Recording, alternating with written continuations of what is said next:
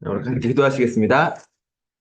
하나님 저를 불러주시고 모아주시니 감사드립니다. 늘 언제나 말씀을 사모하는 마음으로 그 말씀을 가슴에 새기기 위해 이 자리에 있습니다. 우리가 삶을 살아가고 그리고 무엇인가 기대고 그리고 함께할 의지가 필요할 때마다 그 말씀에 의지할 수 있도록 주님께서 함께 하여 주옵소서. 이 시간 말씀으로 깊이 들어갈 수 있도록 주님께서 이끌어 주옵소서. 예수 그리스도 이름으로 기도드립니다. 아멘. 이거 아이스 브레이크 이런 걸 해볼까요? 졸리는 걸 막기 위해서. 그게 덜처럼 막 그림 그려 자기 설명하고 이런 거 있잖아요. 근데, 근데 캐나다 모임을 가면 캐나다 학교 모임 가면 100% 항상 그걸 하는 거예요. 어디든. 이게 그래서 되게 그걸 싫어하거든요. 뭐 그림 뭐더라 네모난 종이와 색종이를 준 다음에 자기의 뭐를 표현해 보세요 이런 거 한단 말이에요. 열심히 하긴 하는데 왠지 아직도 와, 썰고 이런 그렇습니다. 한번 해볼까 생각을 잠깐 해보는 생각이 드네요. 자, 히브리서입니다. 히브리서는 뭐 사람들이 좋아하기도 하고 많이 보기도 해요. 사실은 여러 가지. 뭐가지만 잘 돼서 나왔어. 합니다. 근데 히브리서는 사실 누가 언제 왜 썼는지는 사실 아무것도 알려진 게 없고요.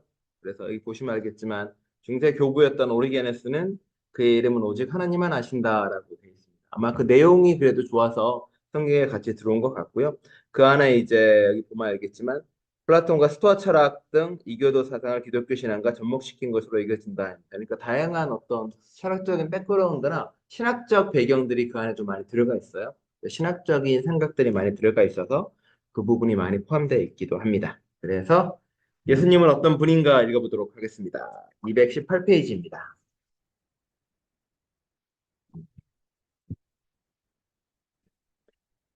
맨 위에입니다. 히브리서의 특징 중 하나는 예수 그리스도를 여러 가지로 고백하는 것이다. 만물의 상속자, 온 세상의 창조자, 하나님의 영광의 광채, 하나님의 본바탕의 본보기, 능력의 말씀으로 만물을 보존하시는 분, 죄를 깨끗하게 하시는 분, 존엄하신 분의 오른쪽에 계신 분, 천사보다 위대한 분, 천사보다 뛰어난 이름을 물려받으신 분, 고난으로서 완전하게 하신 구원의 창시자, 대제사장, 손으로 만들지 않은 분, 단 한 번 지성소에 들어가 자기의 피로 우리에게 영원한 구원을 이룩해 주신 분, 죄를 사하시는 분, 오직 한 번으로 영원의 유효한 제사를 드리신 분, 하나님의 오른쪽에 앉으신 분, 어제나 오늘이나 영원히 한결같으신 분, 자기의 피로 백성을 거룩하게 하시려고 단번에 제물이 되시고 성문 밖에서 고난을 받으신 분 등으로 다양하게 증언한다. 마음에 드는 거 있나요, 그 중에? 이거 와닿는다, 뭐 이런 거 있으신가요? 맞아요.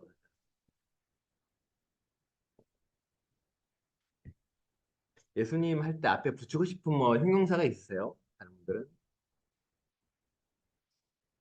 구집사님 앞에 뭐 붙이고 싶은 말 있으신가요? 예수님 부를 때 앞에다가 그렇죠. 사실 뭐 아내나 남편을 부를 때 앞에 붙이잖아요. 사랑하고 아름답고 놀라운 능력을 가진 권문재 집사님 이렇게 붙이거나 이런 것처럼 예수님 앞에 왜 싫어하셔? 예수님 앞에 뭔가 이렇게 붙임하는 거 뭐 좋아하세요, 주로?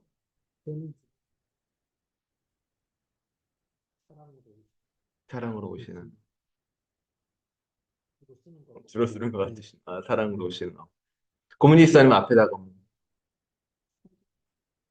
아, 사랑과 능력이 하나님 능력 중에 어떤 능력을 좋아하십니까? 예수님의 능력 중에 어떤 거는 좀 그 능력 좀 남으면 좋겠다 이런 마음인 거죠. 골미사님 뭐 붙여요? 행동사 붙이면 아니 붙이라고 한다면 본받고 싶은 예수님 맞나요? 어, 요즘 생기신 참 그거 어려워요. 본받고 싶은데 너무 너무 출중하셔서 웬만하면 좀 예, 하셔야지 조금이라도 이렇게 맞아요. 그래서 사실 히브리서는 이게 주 아마 80년에 쓰여졌으니까 예수님이 돌아가시고 나서 한 50년 뒤에 교회가 막 설립이 되고 만들어지면서요. 그때부터는 뭐냐면 사람들이 이제 종말론적 사상도 점점 시들어들겠죠. 곧 오신다고 했던 예수님이 오시지 않는 거고 그러면 이제 이분들이 모여서 고민을 하는 거예요. 도대체 그럼 예수님의 삶은 우리에게 어떤 의미가 있었을까? 예수님은 어떤 존재였을까? 그러니까 급박한 어떤 종말론적 사상이 사그라들면서 거기에 대한 기대가 사그라지면서 예수님에 대한 해석과 이해가 필요한 시기가 되기 시작합니다. 그런데 이 해석과 이해라는 것이 사실은 예수님을 대상으로 놓고 우리가 이해하려고 애쓴다라는 어떤 능동적인 해석의 개념을 넘어서서 사실은 성경에도 그 말 나오시는데 자신 스스로를 계시하는 분이라는 고백이 나옵니다. 그러니까 우리가 해석하는 능동적인 것도 되지만 동시에 예수님께서 자신을 드러내심으로 그리고 하나님께서 계시의 빛을 비춰주심으로 우리가 예수님을 온전히 이해할 수 있는 상황에 들어갈 수 있다. 이게 어떻게 보면 사람간의 관계도 마찬가지거든요. 내가 누군가를 온전히 이해 못하는데 내가 해석하려고 해도 이해할 수 없는데 어느 순간 그 안에 그 사람의 나를 사랑한다는 거를 뭔가 깨닫는다거나 그 사람이 어떤 나에게 무언가를 베풀어주는 놀라운 무언가를 통해서 내가 온전히 해석하게 되는 때가 있거든요. 그러니까 내 해석의 능력이 나의 능력이 아니라 그 사람이 나에게 베풀어주는 사랑이나 시혜나 환대나 그 많은 것들이 나로 하여금 그를 해석하게 도와주는 방식이 되는 거예요. 그럼 나는 해석의 주체자라고 했지만 사실은 알고 보면 해석의 주체가 되는 것이 아니라 오히려 해석의 객체가 되는 거고 오히려 은혜의 빛을 통해서 그를 만나고 알게 되는 사람이거든요.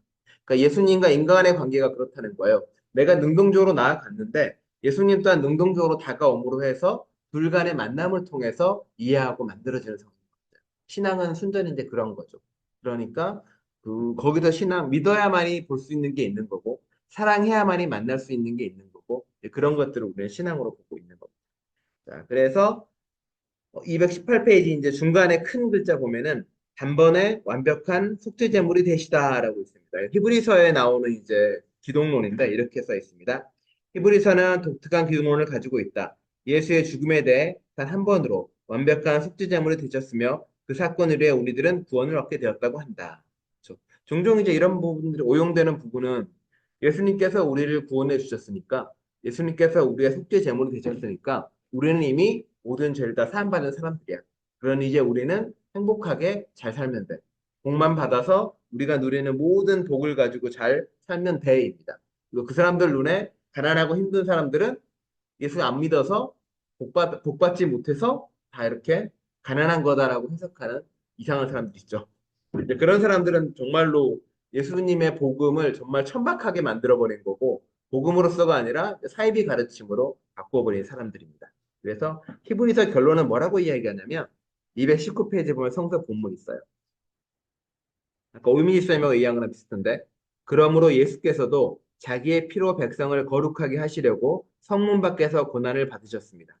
그러므로 우리도 밖으로 나가 그에게로 나아가서 그가 겪으신 치욕을 짊어집시다.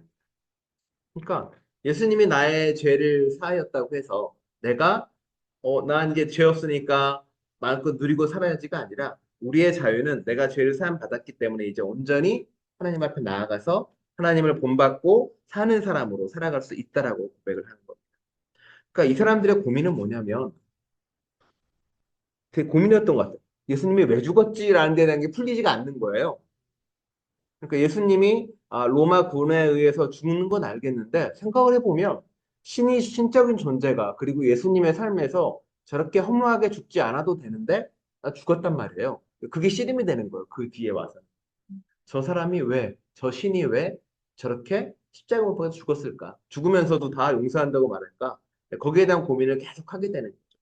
거기에 대한 신학적 답을 얻기 위해서 이제 합니다. 그러면서 이제 가장 우리가 잘 알고 있는 말이 나의 죄 때문에 죽었습니다라는 답으로 쉽게 얘기해요. 네. 이게 나의 죄 때문에 죽었습니다는 말이 그, 그 뭐죠? 그 따져보면은 되게 교리적으로는 많이 듣는 말인데 되게 생뚱맞은 말이기도 하거든요. 내가 제가 신을 죽일 정도로 죄가 큰 죄를 짓고 살지는 대부분 않잖아요. 그렇게 그렇다고 원죄로 피로 내려오는 것도 좀 말이 안 되는 것 같고. 그래서 사람들이 이제 고민을 많이 하는 거죠. 그래서 이 사람이 이제 고민을 해서 이렇게 이야기합니다. 219페이지 보면은 이 맨 밑에 나옵니다.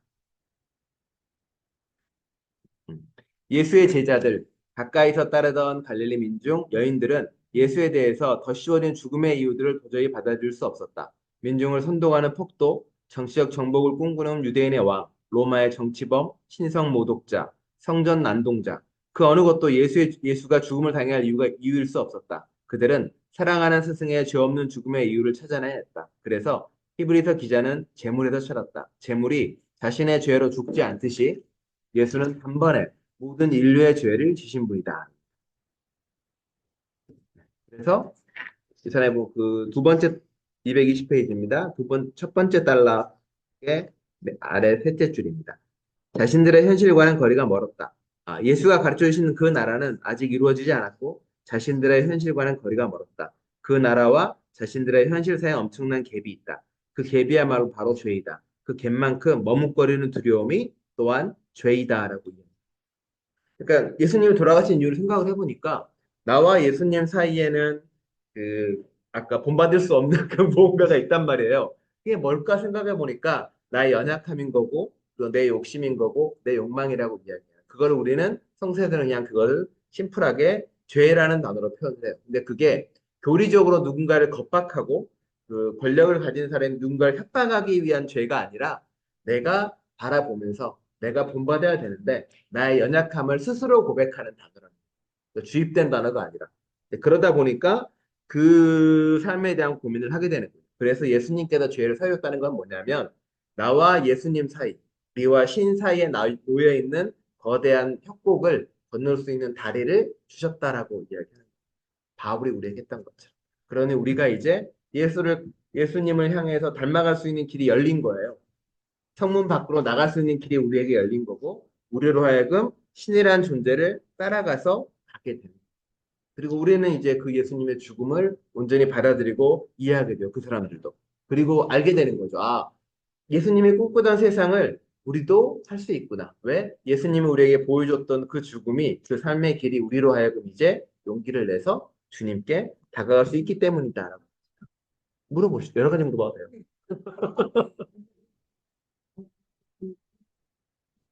돌아가시고 나서 50년 뒤죠.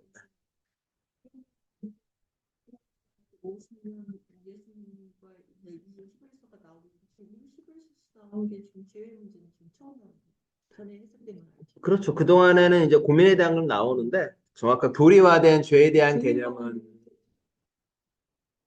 정확하게 나옵니다. 그럼 혹시 근데 있죠. 그 공백 기간에는 예수님이 돌아가신 의미에 대해서 찾지 못했다는 거예요. 아니요, 고민하고. 그러니까 히브리서가 갑자기 쓰여진 게 아니라 그날 쓰여졌다는 거는 50년 동안 계속 자기들끼리 논의를 했었고, 고민을 했었고, 씨름을 했다는 거죠. 그리고 예수님이 오시는 거 고민하다가 그 신학적으로 이제 어느 정도 답이 나와진 게 히브리서라는 거예요. 맞아. 그렇죠. 네. 의미보다는 또 다른 여러 가지 혼란이 있었다는 그렇죠. 거예요. 바울은 나서는 그 전이죠. 바울은 이제 예수님을 하나님과 동등한 존재로 이야기하는 것들, 이제 그런 것들이 계속 그 과정 속에 만들어진 거예요. 근데 그게 모여가지고 토론해서 우리가 학문적으로 이렇게 하자가 아니라 그들 하나하나가 경험한 신적 경험이 있잖아요. 경험한 예수님의 경험, 만났던 예수님의 체험. 그런 것들이 이제 얘기했던 것도 직접 만난 다이렉트 경험으로서가 아니라 내가 바울의 혹은 수많은 사람들을 통해서 전해들은 예수의 경험이 있단 말이에요. 그 경험이 내 안에서 나를 바꾸고 변화시켰던 경험들이 존재하는 거예요. 그게 예수를 만나는 경험. 그러니까 그게 이제 바울이 만들어 놓은 거고요. 그 전에 있던 제자들은 예수님을 다이렉트로 만난 사람들만이 무언가를 할 수 있다고 이야기했는데 바울은 다이렉트로 예수를 본 적이 없거든요. 그러니까 바울이 말하는 신비체험 그거 외에는 뭐 기도나 말씀이나 이런 걸 통해서 만났단 말이에요. 이제 그런 만남들이 이제 사람들이 모이고 쌓이고 쌓여서 고민하고 씨름해 나면서 그 깨달음을 가지고 나누기 시작을 하고 이제 그런 경험 끝에 이제 그 예수님의 죽음이 도대체 어떤 의미였는가에 대한 고민을 같이 하게 되는 거죠. 그 죽음을 통해서 우리에게 보여주고 싶은 것이 무엇인가입니다. 그리고 이야기하는 거죠. 222페이지에 보면은 그런 말이 나옵니다. 맨 첫째 줄입니다. 222페이지에. 이미 자신의 피로 백성들을 거룩하게 만드신 주님의 사랑을 받아들이고 그 사랑에 힘입을 뿐이다. 교리적으로 이렇게 피를 막 쏟아가지고 우리가 된 게 아니라 예수님의 피가 상징하는 것은 결국 예수님이 걸어왔던 삶이고 죽음이거든요. 그 삶과 죽음 모든 걸 통해서 우리에게 닮아갈 수 있는 길을 보여준 거고요. 그걸 우리를 표현할 때 그 히브리서에 오늘 밑에 나오는 성서이죠. 그러므로 예수께서도 자기의 피로 백성들을 거룩하게 하시려고 성문 밖에서 고난을 받으셨습니다. 그러므로 우리도 진 밖으로 나가 그에게로 나아가서 그가 겪으신 치욕을 짊어집시다. 예수님은 안 죽을 수도 있었어요. 도망가거나 모여서 뭐 칼로 저항을 하거나 아니면은 어디 뭐 귀양이 아니구나. 망명을 가거나 할 수 있었겠죠. 근데 그렇게 안 했다는 거예요. 죽음이 올 줄 알았는데 그거 죽음의 길을 담담히 걸었다는 것은 그 죽음으로 향하는 그 길이 오로지 사람들을 거룩하게 만들고 그 사람들의 삶을 바꿔놓는 거라고 알았다는 거예요. 죽어야만이, 죽음으로써 보여줄 수 있는 길만이 우리가 거룩하게 할 수 있는 모범이 되는 길로서 갈아가게 되는 거죠. 그러니 이제 사람들은 그 거룩함의 길을 따라서 가게 됩니다. 그리고 예수님이 한 그 죄라는 거는 말씀드렸지만 우리의 개인의 죄라는 게 뭐 기억나는 가장 큰 죄를 물으면 뭐 어디까지 나올지 모르겠지만 사실 살아가면서 개인이 저지를 수 있는 죄는 되게 미약하잖아요. 미약하지 않은 분도 계신가? 자, 어쨌든 뭐, 네. 미약한 누군가에게는 원수가 될 수 있겠지만, 미약하단 말이에요. 큰 죄 졌어요. 사람을 죽이거나. 맞아요. 근데 어쩔 수 없는데, 예수님이 말하는 죄는 사실 뭐냐면, 개인 개인의 죄가 아니라, 사람들이 모여서 만들어낸 세상과 구조적 죄에 대한 이야기. 아까 했던 자본주의가 만들어낸 죄 있잖아요. 그건 뭐냐면, 인간이 이렇게 욕망과 욕심을 따라가게 만들어놨다. 우리가 이미 개인으로서는 컨트롤할 수 없는 거대한 그 무언가가 하나님의 통치를 방해하고 있다고. 그 당시에는 로마의 제국, 이 사람들이 보기에는 로마 제국과 권력 자체가 엄청난 죄인데 저거를 바꾸라고 하나님이 이야기하십니다. 그 죄를 없앤다는 거는 로마 제국이 지은 죄를 혹은 이스라엘 그 나라나 구조가 만들어 놓은 차별의 죄를, 억압의 죄를 그런 것들에 대한 고민을 쭉 하게 되는 거죠. 그렇게 못할 수 있었던 거, 제도적인 문제나 사회의 어떤 폭력이나 이런 것들에 대한 어떤 네, 그냥 그렇죠. 죄라고 네, 네. 개인이 구조적 죄를 얘기하는 거예요. 네. 개인의 죄가 아니라. 예를 들어서 개인에서는 예수님께서 쉽게 얘기하는데 여기 똑같은 얘기가 나오는데 눈이 안 못 보는 시각장애인이 있었어요. 그러니까 제자들이 물어보죠. 주님, 저 사람의 눈을 못 보는 것은 부모님의 죄입니까? 자신들의 죄입니까? 왜냐하면 그 당시에 장애는 부모의 죄거나 개인의 죄거든요. 근데 예수님이 뭐라 그러면은 누구의 죄도 아니다. 누구의 죄도 아니고 그 사람은 오로지 하나님의 영광을 드러내기 위함이다. 그 말은 뭐 하나님의 영광을 자기가 고쳐서 그 사람의 영광이 아니라 그 사람 존재 그 자체로 하나님의 영광을 드러내는 존재라고 이야기해버리는 거예요. 그러면 이 사람, 예수님이 생각할 때 뭐냐면은 죄는 뭐냐면 아까 얘기했던 것처럼 이 사람을 죄인으로 규정하는 그 시스템, 그리고 구조적 그 당시 구약의 율법들, 그리고 로마의 통치들, 그 모든 것이 사실은 가장 큰 죄악이라고 이야기하는 거고, 사실 그 죄악을 만들어 놓은 것은 결국은 따져보면 개인과 개인이 계속 엮여가지고 만들어낸 거잖아요. 어떤 욕심들이, 욕망들이, 그 권력자들은 더 많은 죄를, 그거에 대해서 계속 이야기를 하는 거예요. 사실 그것 때문에 우리가 하나님의 나라가 오지 않는다. 그러니 이제 좀 다른 곳으로 가보자라고 이야기합니다. 그래서 223페이지에 보면 써있죠. 개인의 영역을 넘어선 죄라고 써있습니다. 그동안 기독교 역사에서 강조된 죄는 지극히 개인 윤리의 영역 안에 있었다. 그것은 통치자가 민중을 죄로 묶어놓아 고분고분 길들이기 위한 목적이었다. 그러니까 법이 그런 거죠. 그러나 예수께서 말씀하신 죄는 오히려 그 사회가 하나님의 통치대로 나아가지 못하는 죄이다. 하나님의 나라에 미치지 못하는 것이 죄된 현실이며 하나님 나라의 역사에 반하는 죄이다. 예수는 부자와 뇌물을 받는 자들의 죄에서는 혹독하게 나무라셨지만 가난과 질병으로 당시에 법을 어길 수밖에 없는 사람들에 대해서는 그들의 위로자와 대변자가 되셨다. 사회가 그들에게 적용하는 법 자체를 거부하셨다라고 이야기합니다. 그러니까 네. 하나님이 예수님이 우리에게 요청하는 거는 개인의 죄를 가지고 하나님 나 주의를 한 주 빠졌습니다. 우리의 죄를 용서해 주옵소서 골뱅아서 기도하는 게 아니라 내가 지금 내가 알게 모르게 지은 죄에 대한 고백은 뭐냐면 내가 이미 구조하는 듯 짓는 죄가 있다는 거예요. 내가 캐나다에 살고 있는데 캐나다 내가 세금을 내는데 그 세금을 가지고 캐나다가 무기를 만들어내서 무기를 수출한단 말이에요. 그 수출한 무기로 누군가를 죽여. 그럼 나는 모르게 내 돈의 세금의 일부가 누군가를 죽이는 데 쓰인다는 거예요. 네. 네, 그런 것들에 대한 죄가 있는. 그래서 뭐 세금에 대한 문제도 이제 그렇게 해서 나오는 거고. 그러니 이제 고민하는 건 뭐냐면은 우리가 해야 될 건 뭐냐라고 이렇게 하게 되는 거죠. 그러면서 이제 예수의 죽음을 다시 생각하는 거예요. 그러면은 와, 예수님이 그렇게 죽을 수밖에 없던 이유는 뭘까? 왜 죽었는 걸까? 그리고 예수님을 죽이는 세상이 이제 더 이상 안 되는 걸로 바꿔야 되겠다고 고민을 해요. 그러면 당연히 오늘날 죽어가는 수많은 예수를 만나게 되는 거죠. 이게 종종 세월일 수도 있고 이태원 희생자일 수도 있고 원주민일 수도 있고 지금 아프가니스탄 지금 우크라이나나 혹은 팔레스타인에서 죽어가는 사람들이 예수님으로 보이는 억울한 죽음, 구조의 한 죽음. 그럼 이제 그걸 위해서 이제 예수님처럼 살아간다는 것은 그들을 위해서 내가 어떻게든 하고 싶고 무언가를 해야 되겠다고 생각합니다.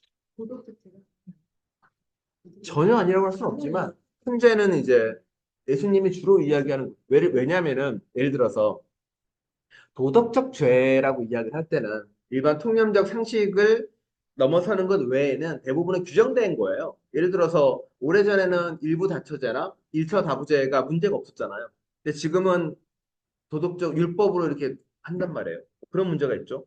옛날에 박정희 때 한국은 그 임신 중단에 대해서 괜찮다고 해서 오히려 장려를 했어. 왜냐하면은 한 집에 한 가정이었어요. 근데 시간이 지나고 나서 인구가 부족해지니까 임신 중단 자체를 죄로 도덕적 죄로 규정한단 말이에요. 근데 그게 법으로 바뀌어가지고 주입된 거거든요. 우리의 도덕적 윤리 개념이라는 게 어느 부분은 물론 이제 기본적인 가장 베이스 상식을 빼고 얘기하는 거예요. 근데 그런 것들에 대한 생각을 해보게 되면 우리가 생각하는 도덕이라는 것도 어쩌면 권력에 의해서 주입된 경우가 꽤 많다. 그걸 다 걷어내고 정말 중요한 가장 원리로 들어가자면 이제 하나님을 따라가는 게 무언가에 대한 그러니까 구약에서 신약에서 예수님이 자꾸 율법과 부딪히고 아니면은 뭐 율법에서 이렇게 말했지만 나는 이렇게 말한다는 이유도 이제 그런 거죠. 그러니까 예수님이 싸운 거는 사회 통념적인 지배 이데올로기에 끊임없이 부딪혔다. 그게 세상을 타락시킬 경우에 이제 그렇게 하는 거죠. 그래서 그 말씀 이제 정말 중요한 건 뭐냐면 그러면은 지금 중요하고 우리가 받아들여야 될 거는 세상의 법이나 혹은 우리가 가졌던 통념이 아니다라고 이야기를 하면서 그 다음에는 이제 하나님의 말씀을 가지고 살아야 된다라고 이야기해요. 그게 바로 226페이지에 나오는 이야기입니다.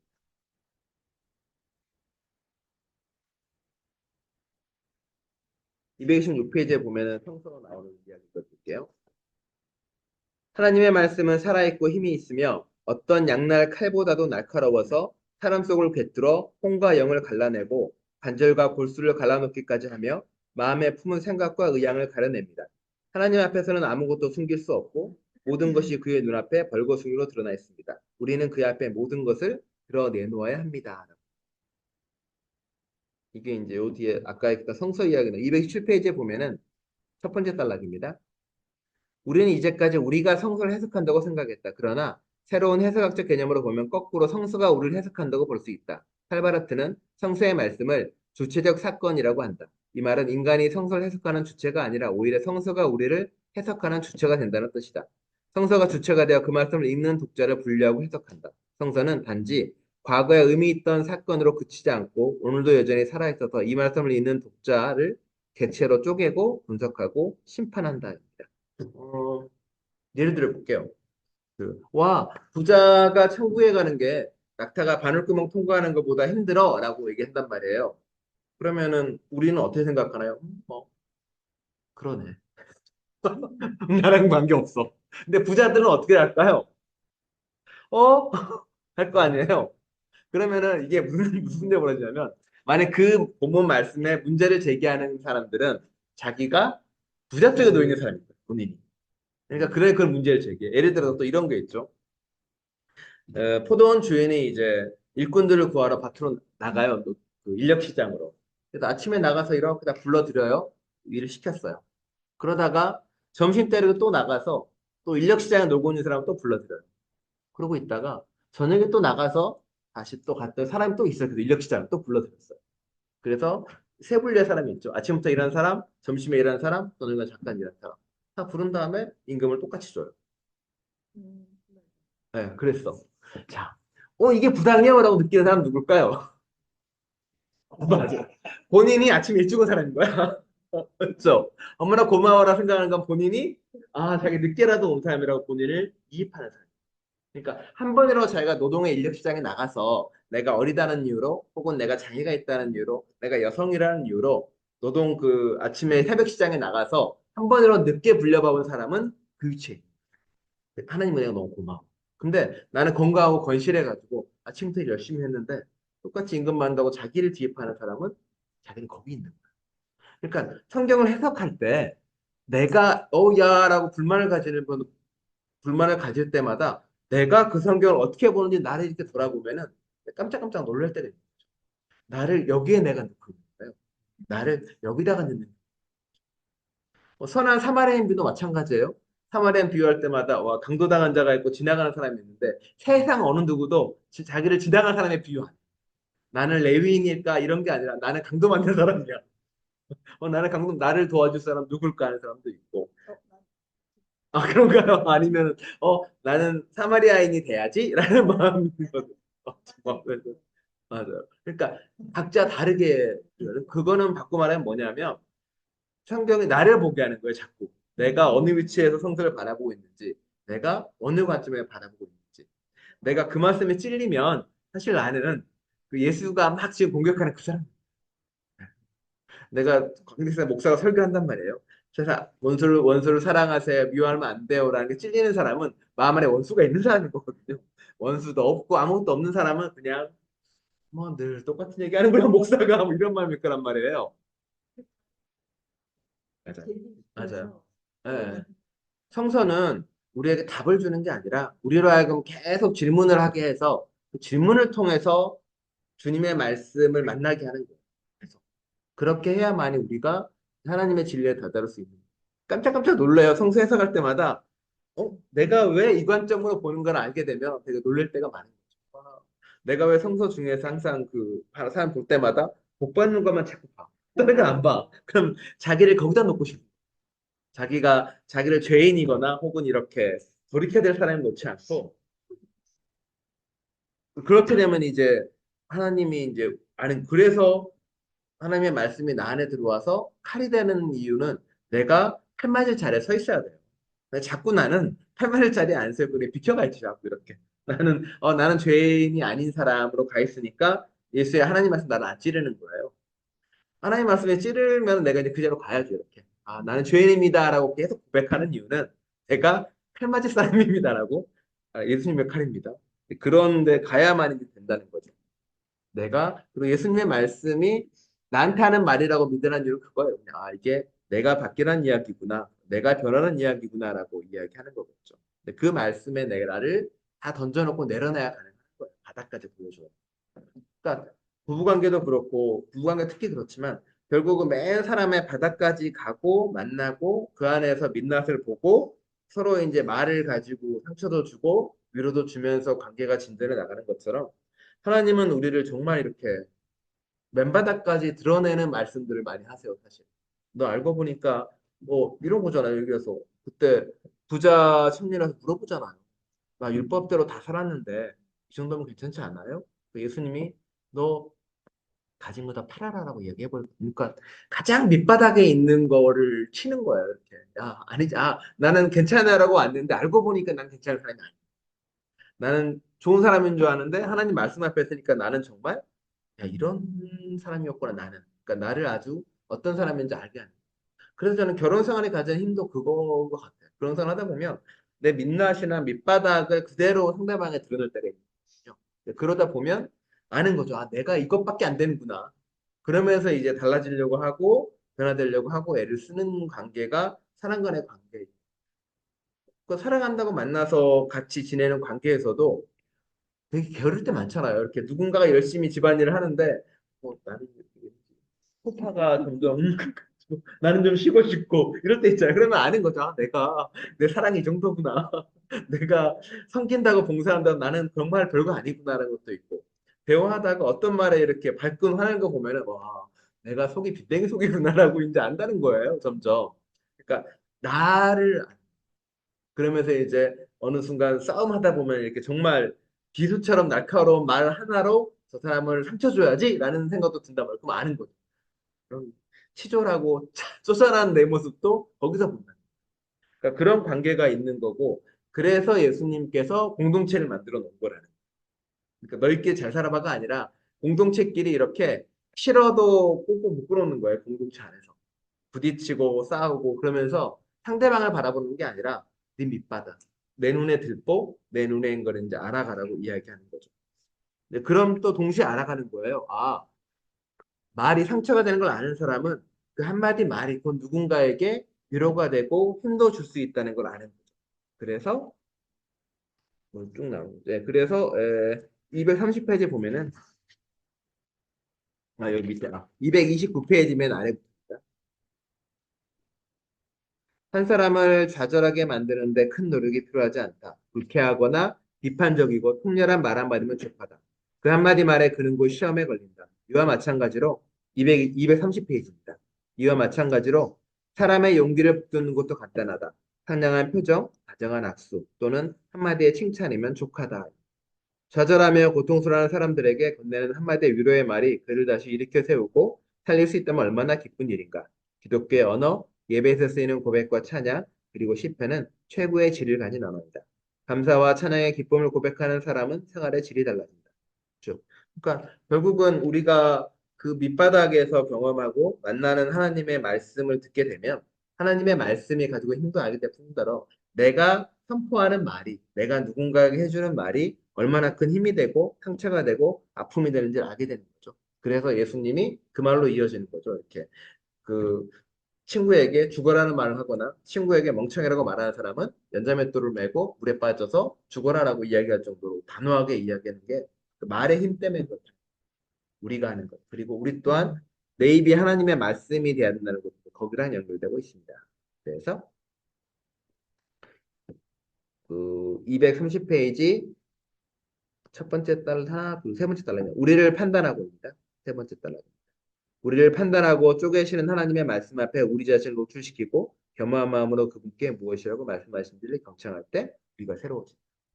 내가 정말 밑바닥까지 내려놓고 하나님 앞에 설 때 비로소 그때부터 바뀌기 시작하는 거죠. 나는 괜찮아? 혹은 이 정도면 괜찮지 않아라고 하는 순간 우리는 점점 세상의 물질에 흔들려서 세상의 물결을 따라서 하나님하고는 전혀 다른 길로 열심히 가게 되는 사건이 벌어지기도 합니다. 진짜. 그리고 그 다음에 바라는 것들의 실상이 거기서 나오는데 이제 그래요. 객도 다 됐어. 하나님과의 죄도 해결했어. 말씀이 들어와서 나를 쪼갰어. 그럼 나는 이제 무엇을 해야 되는가라고 고민을 하잖아요. 하나님 앞에 섰어. 그럼 나는 이제 예수님이 따르는 길을 살으려고 해야 되는데 오현미 쌤 말씀처럼 너 뭐네? 나를 쪼개기까지는 좋아. 나 얼마나 내가 비천하고 낮은지 너무 잘 알아. 내가 바꿔야 될 것도 너무 잘 알아. 근데 갈 길이 너무 먼 거예요. 그리고 바꾸려고 이렇게 세상을 보니까 세상은 전혀 나의 힘으로는 아무래도 안 바뀔 것 같아요. 내가 아무리 한다고 해서 팔레스타인의 해방은 올 것 같지 않고 내가 아무리 뭐라고 외친다고 해서 우크라이나의 평화 올 것 같지도 않고 열심히 했는데 대통령은 트럼프네?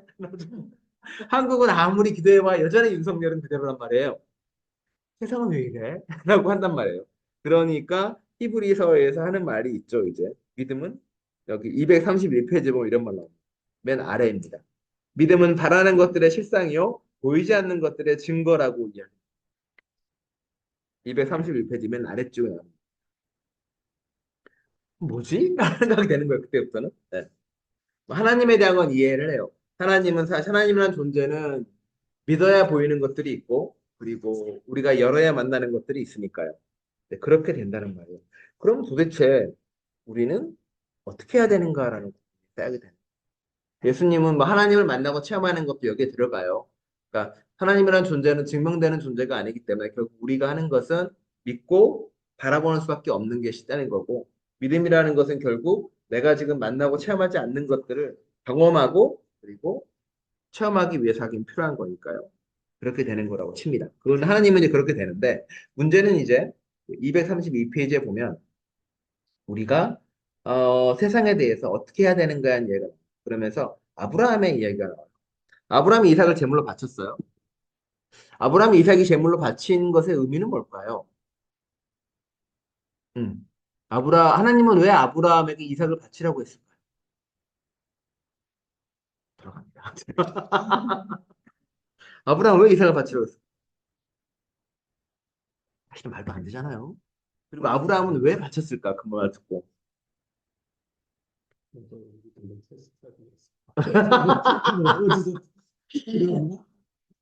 되게 치사하죠. 뭐 하는 무슨 믿음을 테스트하기 위해서, 시험하기 위해서라고 이야기하는 건데, 뭐 가장 좋게 해석하면 이제 아브라함이 어떤 믿음을 좀 더 깊이 받아들이고 성장할 수 있게 하는 거고, 신학적으로 좀 깊이 들어가면 이제 그 인신공양의 금지라는 것까지 가게 되긴 해요. 그 당시 종교는 사실 우리 과거에도 그랬지만 인신공양이 성행했단 말이에요. 그리고 족장은 자신의 가장 소중한 걸 바쳐서라도 그 자신의 어떤 민족이나 불화계를 다 해야 돼요. 옛날에 뭐 에밀라 중에 사람 집어넣고 그랬었으니까. 그런 거를 하나님께서 아예 금한 걸로도 해석이 돼요. 성향했던 걸 예수님 하나님께서 아브라함은 바치는 게 당연하다고 생각하고 갔는데 하나님이 이제 그것이 아니다라고 얘기를 하는 거라고 얘기해요. 그러니까 동시에 무슨 의미냐면은 아브라함에게 있어서 이삭은 미래예요, 사실. 그죠? 족장의 미래고 부족의 미래예요. 왜냐하면 그 당시에는 장자 왕의 미래. 근데 이삭을 바쳐버린다는 거는 바꿔 말하면 미래를 바친다는 거예요. 그리고 자신의 미래를 다시 불확실성 속에 던져놓는 거예요. 내 미래가 이제 끝이야. 바꿔 말하면 가부장적 사회 속에서 가부장적인 태습도 끊어내는 거가 되는 거예요. 이제 그때부터는 아들로서 이어지는 것도 끝이야. 민주주의가 만들어져야 돼, 그 이후에는. 네, 그런 것들부터 해가지고 하는데, 불확실한 미래에 자신을 던져놓게 되는. 그러니까, 하나님께서 우리에게 알려준 건 뭐냐면, 미래는 불확실해. 그러니, 이제 네가 할 일은 뭐냐면은, 미래를 하나님께 바치고 가는 길에 하라고. 물론 이제 그거예요. 히브리서에 보면, 아브라함이, 이삭을 다시 살릴 줄 믿고 했다는 사람도 이야기를 해요. 그런데, 야, 하나님의 아들을 살릴 거야. 라고 해서 바칠 정도도 대단한 거기도 하지만 구약에 다시 누군가가 하나님께 살렸다는 과거도 없어요. 그렇죠? 과거에 야, 이런 적이 있으니까 할 거 아니야. 다만 이 사람이 다시 살린다는 믿음은 뭐냐면 하나님께서 어느 순간에 종말의 때가 오면 하나님 나라가 세상에 도래를 하면 죽은 자를 살리셔서 다시 부활시킬 거야라는 믿음이 있었어요. 그 시기가 언제인지 몰라요. 그러니까 아브라함이 바쳐놓은 거는 정말 말 그대로 던져놓고 불확실한 미래에 자신을 던져놓는 거죠. 어떻게 될지 모르고. 그래서 보이지 않는 것이 믿는 것이라고 이야기해요. 뭐 여기도 그런 얘기 나오지만 친일파로 유명한 서정주 시인 있잖아요. 아니, 서정주 시인도 그 일제 식민지 기간 동안에 처음 친일파로 바뀐 게 아니라 후반부에 바뀌어요. 인터뷰를 했죠. 왜 당신은 친일파로 바뀌었냐 물어보니 그 시인이 하는 말이 한마디예요. 나는 해방될 줄 몰랐다. 나는 평생 그냥 식민지를 있을 줄 그렇잖아요. 해방조차도 사실 우리의 힘보다는 외세가 더 개입해서 가능했던 거니까. 근데 당시 살았던 사람들이 보기에는 10년도 아니고 장장 40년이 넘는 시간을 지내다 보면 야 해방될 거라고 저 생각도 못했던 것 같아요. 그런데 그 와중에도 믿고 싸우는 사람이 있었다는 거예요. 해방될 거야라는 믿음으로 가는 사람도 있었다는 거예요.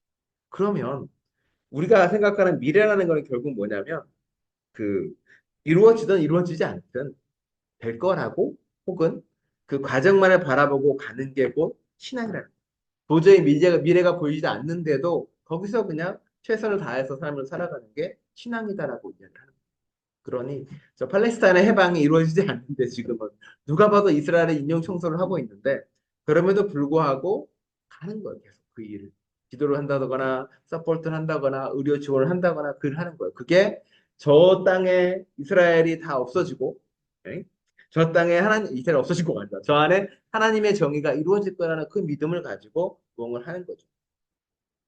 그리고 심플히 하나님의 뜻을 따라 사는 거를 선택을 하는 거죠. 그게 우리가 갈 길이고 우리가 해야 될 곳이야라고 이야기를 합니다. 그게 과거에 뭐 실제로 그런 사람들이 있었고 해방이 올 거야라고 믿고 했던 사람들이 있고 그리고 따지고 보면은 광야 40년을 이스라엘 민족이 돌아다닌단 말이에요. 분명히 모세가 했잖아. 야, 저기 가면 적과 꿀이 흐르는 땅이 있어라고 사람 데렸단 말이에요, 전부 다. 근데 광야 40년 동안 먹은 거라고는 만나랑 불쳐서 나오는 물이랑 가끔 하나님 매출하기도 이만큼 뭐 줬다고 치고 개고생하는 거예요 광야에서 뭔가 제대로 된 게 없죠. 집도 절도 없고 떠돌아다니고 중간에 뭐 온갖 하나님 나앉는다고 벌 받고 뭐 이런 일만 벌어져요. 근데 그 40년 동안에 이 사람들이 훈련받은 건 뭐냐면 광야에서 훈련받은 거는 뭘까요? 그냥 인도하는 삶에 대한 희망이에요. 아직 꼬리년도 없어. 나왔던 사람들은 광야에 다 죽었어요. 모세도 심지어 모세도 못 들어갔잖아요. 그러니까 결국은 우리의 믿음과 신앙이라는 것은 광야길인 거죠. 그리고 혹시 우리가 못 들어갈 수도 있어요. 우리가 뿌려놓은 씨 열매를 못 담을 수도 있고. 그런데 그 과정 자체가 우리가 걸어갈 신앙이고 믿음이고 함께 가는 거라고 이야기를 합니다. 그리고 우리가 그 길을 계속 가는 게 우리의 삶이라고 보는 거죠. 야, 갑자기 심란해지고 된장 이럴 수 있는데 자 그래서 236페이지에는 그런데 그게 아니라고 얘기해요. 236페이지에 보면 성경 본문이 히브리서 11장 본문입니다. 236페이지에 땅 위에서는 송과 나그네로 있었다는 것을 인정하였습니다. 그들은 이렇게 말함으로써 자기네가 본향을 찾고 있다는 것을 분명히 밝혔습니다. 그들이 떠난 곳을 생각하고 있었다면 돌아갈 기회가 있었을 것입니다. 그러나 실상 그들은 더 좋은 것을 갈망하고 있었습니다. 그것은 곧 하늘나라였습니다. 그래서 하나님께서는 그들을 하나님이 그들의 하나님이라고 불리는 것을 부끄러워하지 않으시고 오히려 그들을 위하여 한 도시를 마련해 주셨습니다. 출애굽에 대한 이야기인데 결국은 이제 우리가 찾고 있는 본향이라는 곳이 있단 말이에요. 근데 본향이 어, 우리가 광야를 나와서 이곳에 머물러야지라고 했던 가나안 땅이 적과 꿀의 뜰이 흐르는 땅이 아니라는 걸 출애굽 사람은 마지막에 알아요.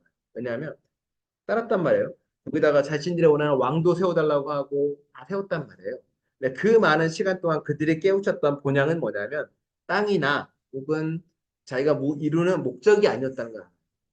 이 목적의 이름 하나님 나라가 이루어졌어. 이곳이 성과주의나 혹은 성취주의로 간 게 아니라 아, 우리가 했던 결국 하나님이 이야기하는 성전은 결국 광야에다 떠돌아갈 때 그 천막천 거기가 진짜 성전이라고 말하는 거예요. 결국은 우리가 하는 본향은 저기에 딱 고정된 곳이 아니라 하나님과 동행하는 삶.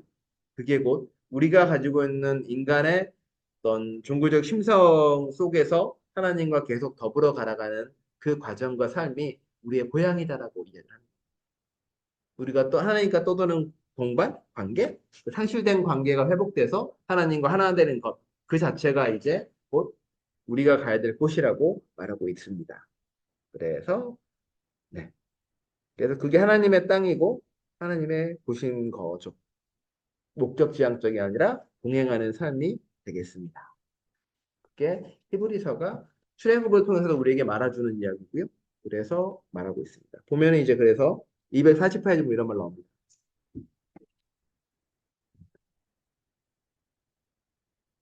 240페이지 마지막 단말입니다. 그렇다. 우리 그리스도인들은 언제나 돌아갈 고향에 있는 사람들이다. 영원한 본향, 그 평화의 고향이 항상 우리들 가슴속에 존재한다. 하나님께서 먼저 우리를 주목해 보시고 우리를 너무 사랑하신 나머지 자신의 이름마저 버리고 우리의 이름으로 하나님 자신을 표시하셨다. 하나님은 자신의 이름을 아브라함의 하나님, 이삭의 하나님, 야곱의 하나님으로 나타나셨다. 하나님께서는 자기의 이름을 주장치 않으시고 아브라함, 이삭, 야곱의 이름을 빌어도 자신을 표시하신다. 저 배는 본향에서 우리는 그리던 주님을 얼굴과 얼굴을 맞대고 볼 것이다. 거울을 통해서 보듯이 보지 않고 얼굴과 얼굴을 맞대고 볼 것이다. 하나님께서 우리에게 언제나 돌아갈 수 있는 고향을 마련해 주셨다. 그 본향에서 우리는 우리를 사랑하셔서 자신의 이름마저 버리신 그분을 얼굴과 얼굴을 맞대고 볼 것이다. 하나님의 이름이 뭐냐고 물어볼 때 그 물어보니까 모세가 하나님이 나는 야훼다라고 이야기합니다. 그냥 나는 땡땡땡이다로 끝내버린 거예요. 중간에 뭐가 없어요. 그 중간에 있는 게 바로 그런 거. 나는 너의 하나님이고, 나는 아브라함의 하나님. 그러니까 하나님이라는 존재는 결국은 인간과 엮여서 있는 존재라고 이야기하는 거예요. 나는 너와 동떨어진 게 아니라 나는 너와 있어야만이 하나님이 되는 거고, 너와 함께 존재해야만이 있다라고. 하나님은 그러니까 관계적인 하나님이고, 하나님 홀로 존재하는 분이 아니라 그분조차도 삼위일체로 존재하니까 우리와 함께 더불어 존재하는 하나님에 대한 계속 하는 거죠. 그러니까 동행하는 것 자체가 우리의 본향이 되는 거고 그 동행 자체가 우리의 길이 돼야 된다고. 그러면 뭐 얘기했잖아. 세상이 뭐 어떻게 될지는 모르고 세상이 남들은 희망이 없다고 말하는 곳에 남들은 불가능하다고 말하는 곳에 우리는 우리의 삶을 던지는 거죠. 환대하는 것도 마찬가지. 저번에 얘기했지만 환대의 가장 놀라운 점은 주인과 객을 바꾸는 환대예요. 예를 들어서 삭개오가 예수님하고 바뀌잖아요. 자기 집에 초대한 뒤에 그 완전 주인처럼 예수님이 이제 다 이야기하고 나누기도 하고 마리아와 마르다 집에 가서도 예수님이 그 집에 처해서 기도 하고 그러니까 삭개오한테 예수님 그러죠. 내가 너희 집에서 묵겠다라고 이야기를 해요. 아예. 바꾸 말하면 뭐냐면 삭개오가 집주인인데 집주인이 객을 초대하는 게 아니라 객이 와서 나 너희 집에서 작게라고 한단 말이에요. 주인과 객이 바뀌는 거거든요. 그게 진정한 환대라고 이야기를 하는 거예요. 그게 우리가 근데 그 환대를 우리는 불가능의 환대의 불가능성이라고 얘기해요. 불가능하거든요. 사실은.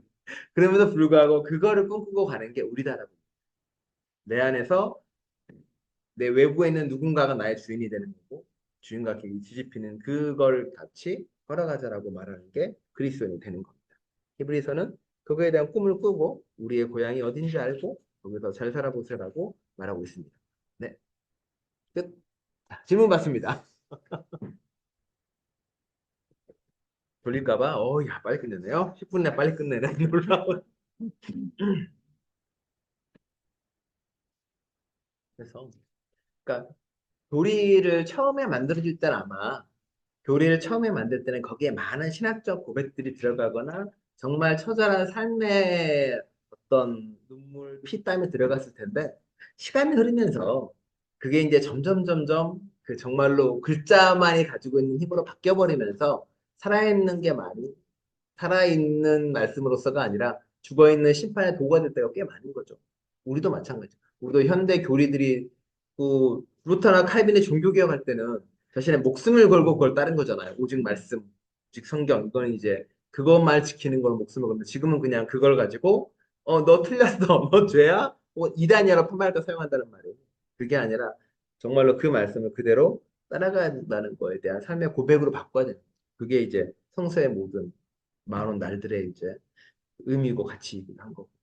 그래서 예수님도 원래 구약의 십계명 같은 율법도 원래는 노예들의 해방의 어떤 가치관으로 나왔던 건데 지금은 그걸 가지고 자꾸 심판하고 정죄하려고 하니까 문제가 많아요. 그거를 성서 공부를 통하면 그게 이제 나에게 살아있는 말씀을 얻게 이제 간절히 바랍니다. 네. 장모님은 질문 있으시면 마이크는 꺼져 있습니다, 장모님. 네.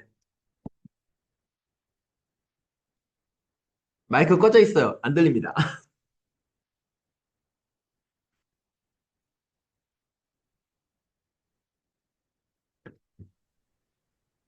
예, 히브리서는 믿음에 대해서 이야기하는데 그 당시에 쓰여질 때 누구를 위해서 썼는 겁니까? 히브리서라는 건 히브리 민족을 위해서 쓴 겁니까? 아, 보시면 알겠지만 사실 그 저자도 누구도 다 안 밝혀져 있어요.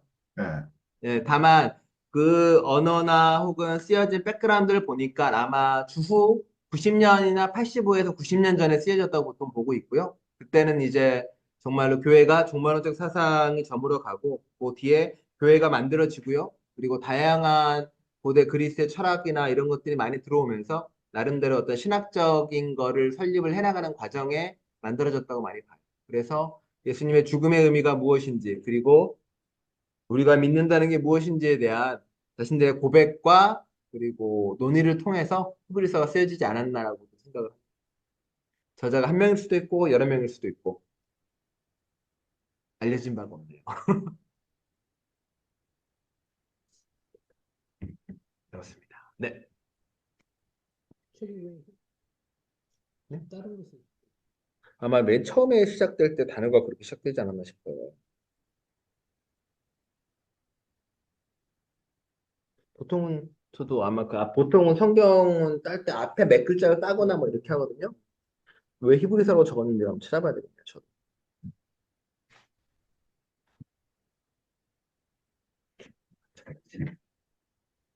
알 수 없어. 몇 글자 것 같고.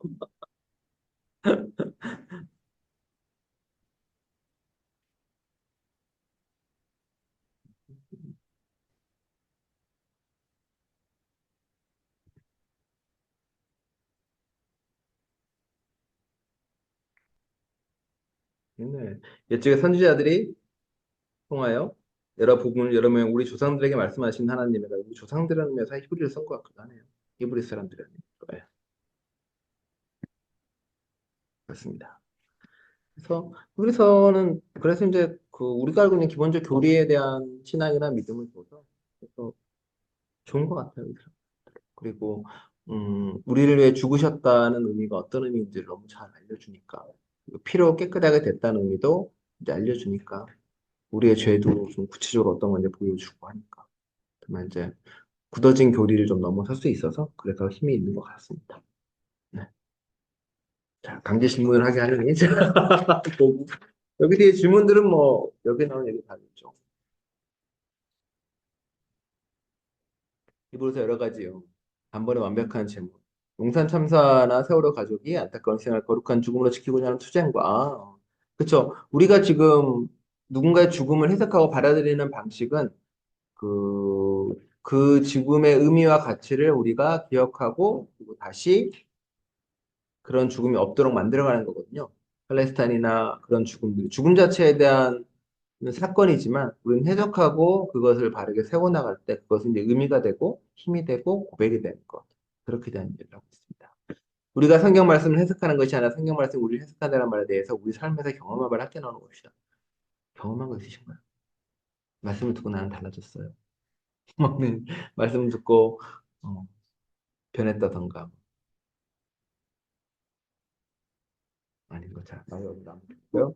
믿음장이라고 히브리서 11장을 읽어보고 우리가 세상을 보는 토대와 히브리서 세상을 보는 토대가 어떻게 되는지 얘기해봅시다. 히브리서 세상을 보는 토대는 아까 말씀드린 것처럼 하나님의 길 그리고 하나님의 눈으로 세상을 바라보고 있습니다. 고향과 본향의 차이점. 고향은 태어난 곳이겠고요. 본향은 가야 될 곳이겠죠. 본디 우리가 사랑하시고 본디 우리가 있는 곳, 존재의 근원 뭐 이런 걸 보고 있습니다. 답안지를 알려드렸고요. 자, 그렇습니다. 다만 늘 하지만 신앙은 결국은 이제 나를 민낯을 하나님하고 이렇게 계속 만나는 것 같아요.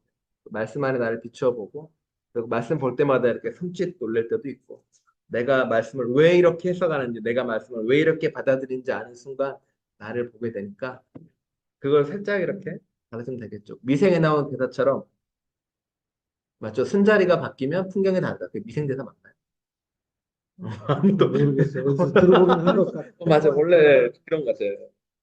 선자리가 달라지면 풍경이 달라 보이는 것처럼 우리의 선자리를 이제 다른 데로 바꿔보면 관점이 아니라 삶의 자리를 머리만 띄어다가 다른 관점으로 옮겨주는 것들이 아니라 내 삶의 자리를 완전히 내 삶의 자리가 중산층의 캐나다 사람이던 삶의 자리에서 어느 순간 베풀고 그리고 나누려고 하는 삶의 자리로 나를 바꿔버리면 달라붙는 내가 캐나다 중산층으로서 먹고 사는 문제에 있는 삶의 자리와 내가 이쪽으로 옮겨가서 내가 지금 난민들을 좀 신경 써야 되고 그들을 위해 기도해주고 그들을 위해 봉사하는 삶의 자리로 가보겠다라고 몸을 바꿔야 돼, 몸을. 눈만 이렇게 빼거나 머리만 달랑 빼면 의미가 없고 몸을 바꿔야 되고 돈 쓰는 걸 바꿔야 되고 소비하는 걸 바꿔야 되고 먹는 걸 바꿔야 되고 그렇죠. 그게 이제 몸이 옮겨가는 그러니까 성서는 우리한테 머리만 빼가지고 가는 것도 없고 눈만 이렇게 올려보는 것도 없고 몸 자체를 옮겨갈 때 그 다른 걸 우리에게 보여줘. 그렇잖아요. 우리가 정말 삶이 힘들고 어려운 건 우리 몸이 삶이 힘든 거잖아요. 그럴 때 신앙도 달라 보이는 우리가 부자가 될 일은 없겠지만 부자가 되면 뭔가 다른 것도 보이겠죠. 엄청나게 잘 모르겠습니다만 부자가 되고 나면 나누기가 힘들어질 수도 있나? 왜 부자가 되면 나누기 힘들으시지? 궁금하는데 아직 안 돼봐서 모르는 것 같습니다. 그렇고요. 아니 그러니까 그런 생각을 해요. 부자가 되기 위해서는 뭔가 욕심이 많았겠죠?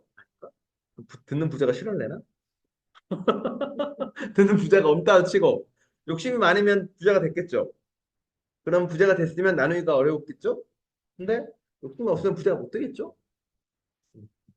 글렀죠, 우리는. 그런 의미에서. 그러니 부자가 돼도 나누기 힘든 거겠죠.